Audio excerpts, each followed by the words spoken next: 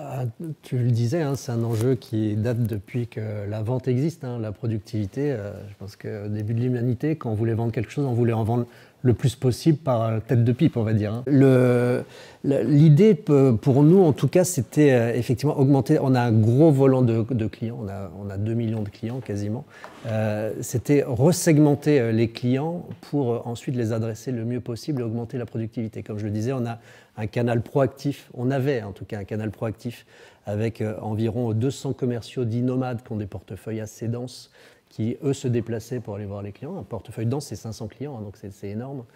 Et on avait un canal réactif, le 3901, qui prenait des appels entrants. C'était donc une segmentation différente. Alors sur notre domaine d'activité qui est différent hein, d'Orange, il y a moins de clients par commercial, hein, puisque en fait on a à peu près 35 commerciaux, c'est-à-dire 1200 clients qui sont des agences de négoce de matériaux. Donc en fait une quarantaine de clients un peu moins par commercial. Donc en fait la productivité, oui, c'était une volonté, d'accord, au moins une volonté de l'entreprise, et une pratique partiellement partagée par le réseau. Pourquoi ? Parce que nous, en tant que dirigeants d'entreprise, ce qu'on veut effectivement, c'est la meilleure efficacité, le temps consacré, l'énergie consacrée et le résultat. Et les commerciaux étaient très focusés sur la partie qui est importante dans notre domaine, relationnelle, qui est nécessaire mais non suffisante. Et aujourd'hui, on pourra en reparler, du coup, ce modèle-là a été chamboulé, a chamboulé les esprits de chacun face au mur. Mais oui, la productivité est un enjeu évidemment dans notre univers du bâtiment, mais elle se doit d'être réellement partagée aujourd'hui du fait qu'on a passé ce mur-là de la Covid. Mais j'y reviendrai, quoi. On est tous d'accord pour dire qu'elle est effectivement importante, mais pour en faire quoi ? Si on peut encore améliorer la productivité d'une équipe, c'est un appel à l'innovation pour créer des nouveaux outils, pour adresser des nouveaux marchés, transformer un peu les modes de fonctionnement de ces équipes pour remplir des instruments de mesure, nos fameux KPIs qui sont là pour évaluer justement la performance, la productivité. Et ça peut être aussi des grandes chances hein, de se rendre compte que le remote selling finalement nous permet d'économiser pas mal de temps et donc de développer des nouvelles approches commerciales pour les équipes. C'est une source de motivation aussi pour elles. C'est une source d'enjeu et de challenge pour nous, dirigeants, de remettre en cause certains modes de fonctionnement, d'aller chercher des nouveaux domaines d'activité où on est peut-être un peu moins à l'aise, mais qui sont néanmoins importants. Je pense à toute l'approche ABM, Predictive Account Scoring, enfin, toutes ces approches un peu digitales qui sont des nouveaux modes de fonctionnement assez intéressants. Alors, moi, je vois deux approches bien distinctes en fonction de la typologie des clients. Donc, dans la stratégie de Somfy, nous sommes dans une approche multichannel.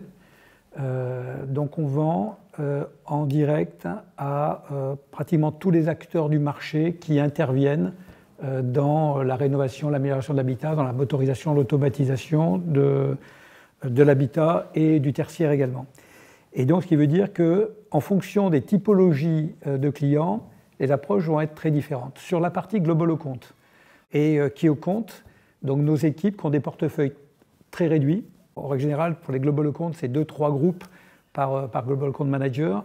Et pour les grands comptes, c'est un portefeuille d'une quinzaine de clients, qui n'a plus rien à voir lorsque nous avons les forces de vente installateurs, où là, on est sur des portefeuilles beaucoup plus larges. Donc la notion de productivité commerciale, nous l'avons plus monitorée sur les populations avec un nombre de clients et de prospects important. Alors que nous ne l'intégrons pas dans des éléments de KPI classiques quantitatifs, mais plus éléments qualitatifs sur la partie Global Account. Peut-être préciser également que depuis plus de 20 ans, nous avons des équipes sédentaires, des équipes commerciales sédentaires, qui dans notre métier de l'activité du second œuvre du bâtiment est assez peu courant et qui fonctionne bien et qui permet bien sûr d'avoir un nombre de contacts plus important et donc d'animer des portefeuilles de prospects, de clients plus larges. Et la période actuelle, on avait intuitivement déjà conscience que la partie télésales avait quelque chose de fantastique. Mais nous ne l'avions pas et nous ne l'avons pas encore complètement fait, nous ne l'avons pas monitoré encore. On le fait mais on ne le pilote pas à l'heure où nous parlons, d'où ma présence aujourd'hui, de pouvoir faire les deux.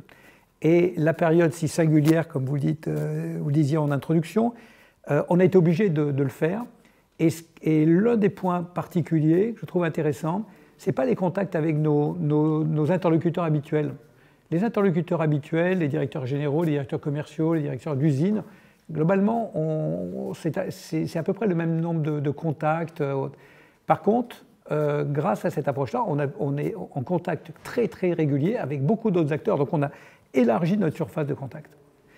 Très souvent, quand on parle de productivité commerciale, on parlait de visites. Il y a encore peu de temps chez nous, on ne comptabilisait dans la productivité commerciale que les visites.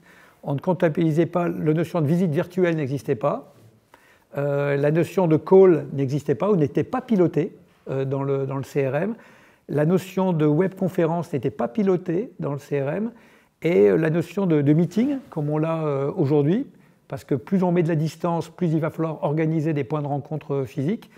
Et donc là, maintenant on le mesure, mais on ne l'a pas encore monitoré, on s'est pas mis encore on n'a pas encore fait une véritable religion pour construire un mode de management.